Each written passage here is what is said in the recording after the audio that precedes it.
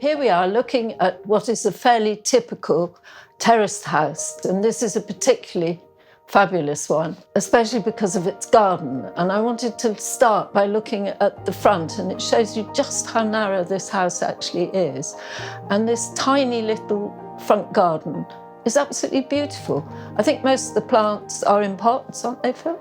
That's right. The plants that you see, all looking quite sort of successful and resolved, they are not the first choice that we tried. The house faces south and we're end of terrace, and there is always a prevailing wind, and we've originally planted with perennial. We tried many different things unsuccessfully, but now we've kind of got this collection of pretty tough, but not too municipal planting. No. As a lovely yellow rose, very, very simple. It's called Tottering by Gently. And that survives. Yeah. The one thing I want to say about this garden is that because we're end of terrace, we get a lot of traffic noises, and we are often out here, Paul and I, and we're having our morning coffee. But there is something about having built this sort of plush, high, enclosed garden that means that even though you've kind of got the real world out there, you know, endless interruptions. It must deaden the sounds like it's like. It does, and it sort of makes it feel like you've got a secret that you're keeping. Exactly. So down in this part of the garden, actually most of the plants are in pots, which gives them more height.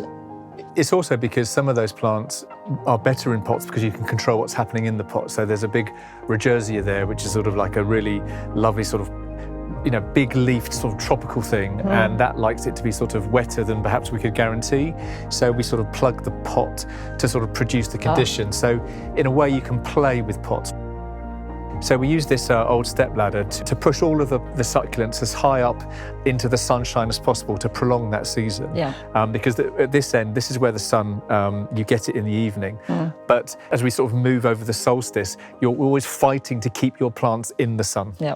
Does the aeonium go into the greenhouse? Yes, so this giant... Oh my God, how does that fit in? We call this plant the divorce maker. Right. Because Paul and I, to wrestle it in, it does require quite a lot of patience and special, gentle talking to lift it in. And then the funny thing, if they break, you can just literally, you wait for them to callus over. So bung them in. And bung them in and grow another one.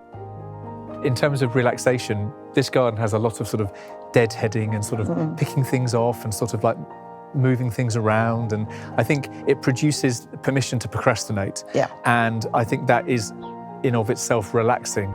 And to come out on just a deadhead and not talk, but sort of make a small difference, to me, that's relaxing.